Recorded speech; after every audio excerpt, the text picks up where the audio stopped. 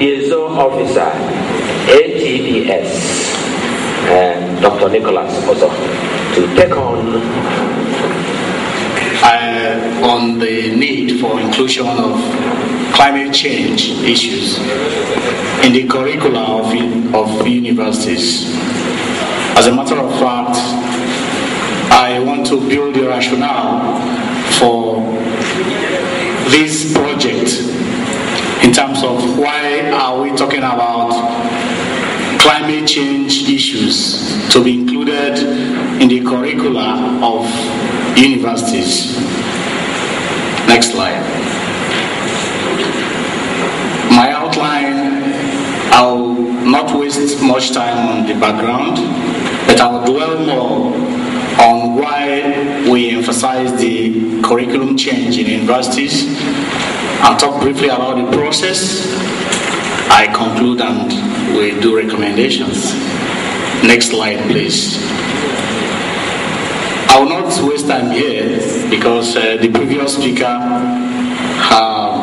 did a lot of job, but I will reiterate that before you say that climate is changing, it must have fulfilled a certain condition, and the IPCC has put it that it is when you have statistically significant variations in climate, and it must have persisted for a very long time, most often more than 10 years. But we know it includes shifts in both magnitude and frequency of sporadic weather events, and also in the continuous slow rise. The previous speaker also presented an illustration to show how this climate change happened. This other illustration also presents a simple or a simplified version of it, where we say that naturally, when the sun radiates its rays, falls on the earth radiates or reflects these rays back after absorbing some quantity. But the issue in case is that these greenhouse gases already mentioned, the carbon dioxide and methane, trap the gases and re-radiate them back to the earth, a situation which leads to what we call global warming. Next slide, please. So why do we talk about curriculum change in universities? According to the African Commission report of 2009, universities have a particular responsibility for generating and diffusing knowledge into the economy and creating opportunities for innovation. We all know the mandates that universities are built upon, and that is to conduct research. That is to use the research outputs generated to enhance development, societal development, and to improve the economy, and most importantly, create opportunities for innovation to thrive.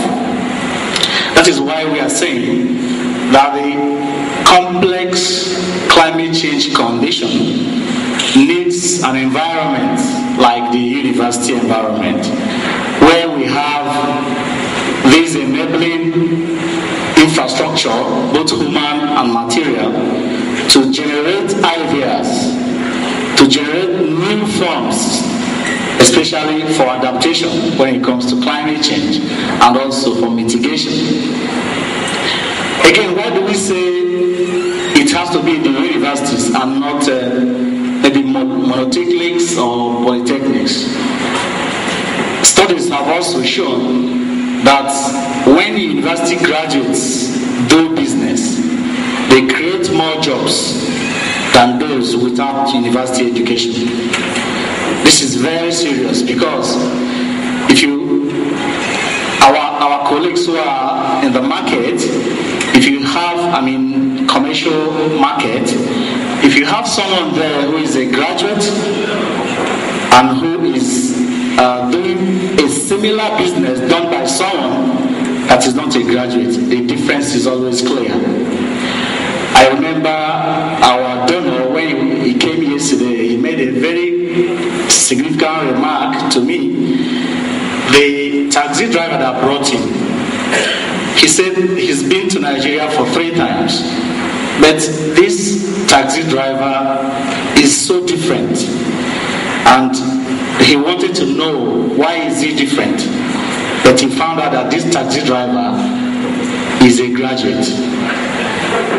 So you can see the implication of when an university graduate does a business. It is not always business as usual. They add flavor. They do it with some level of skills and professionalism. And this is why they thrive better than any other. So in the area of climate change adaptation, if we engage in the science and technology and innovation development for adaptation and mitigation, we university researchers, we university graduates, the difference will be there, definitely. That is why we are saying we base our capacity building from the university angle. Next slide, please.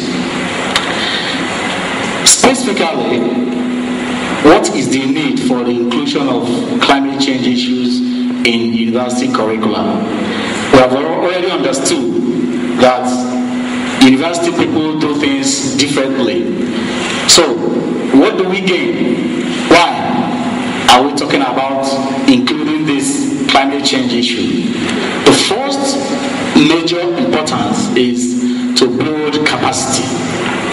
We are building capacity of individuals, capacity of institutions to be able to adapt and also mitigate, and hence build sustainable adaptation will lead to resilience, building resilience capacity against this climate change. And that is why we are calling for inclusion of climate change issues. Every discipline, every faculty, every department is involved, because when we talk about transdisciplinary, it cuts across every department. And as we may see today, that even climate change has relevance for those in music, those in theater arts, talk more of those in economics or agriculture, environmental sciences. So we need to build this capacity at individual level by researchers.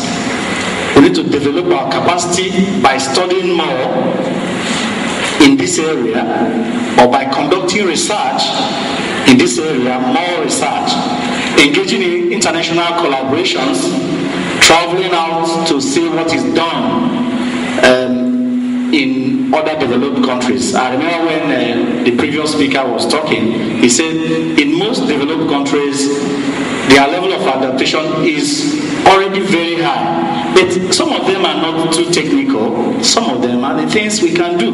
When he mentioned the issue of using bicycle to come to work, people laughed, but it is very serious. There's a particular district in Germany, for instance, that you don't have anything automobile. Everything in that village or in that district, you use bicycle. And today, that place, people are trooping into that area to see how the environment is. It became a very, even has tourist value now. So we can still do it and begin to come to work with bicycles, so long as we don't talk to Joe Maduego. I remember one time he was knocked down in Abuja. So again, we need to build the capacity of institutions. For instance, so also universities are centers of excellence and intellectual domain. For transdisciplinary and shared thinking, you'll find out that because we come from different backgrounds, when we think systematically and not in a tunnel from our core disciplinary training, you find out that we get a better innovative idea. And that is what we need in universities. We need to cross-breed our ideas to develop adaptation skills. Next slide, please. It is important to talk about the inclusion of this climate change in curricula, because currently there's a lot of funds globally that could be harnessed when you engage in climate change research and capacity building. And one of them is the one we are harvesting today from the Open Society Foundation. If an undergraduate, for instance, has passed through a program on climate change adaptation, he begin to think begin to be environmentally friendly.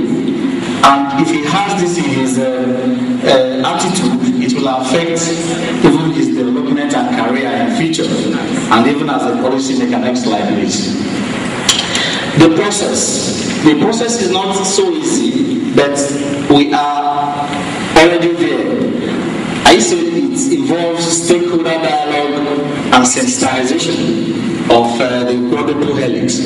Here I mean the policy makers, the private sectors, the civil society organizations, and the researchers.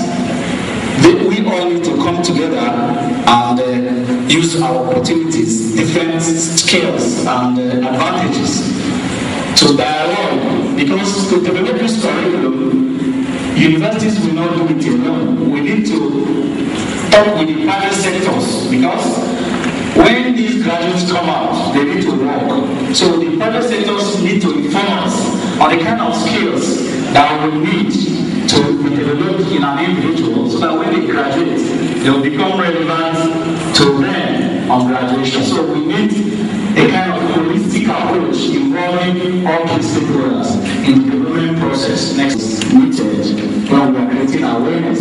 Next slide, please. There are 3 basic forms for accomplishing this curriculum change. The first one I call the short-term approach.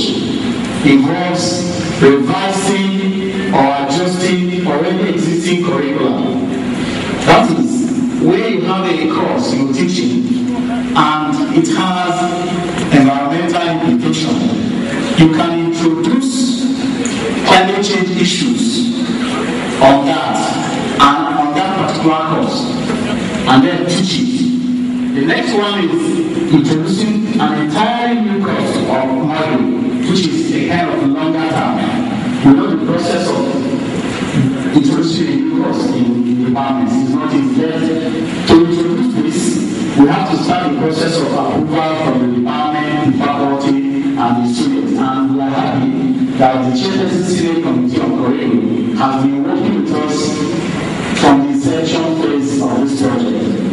Another longer-term approach is introduction of a new program entirely on climate change. This is relevant because we can just develop a new program and term it any name that's related to climate change. Next slide, please. There are samples of courses which I just developed with respect to agriculture, content and the context. You can look at issues of global warming, biodiversity, pastoralism, next slide, biofuels, adaptation strategies, mitigation strategies, the global policy issues on climate change, and climate change extension. Very, very important. Curriculum development in universities remain one of the most sustainable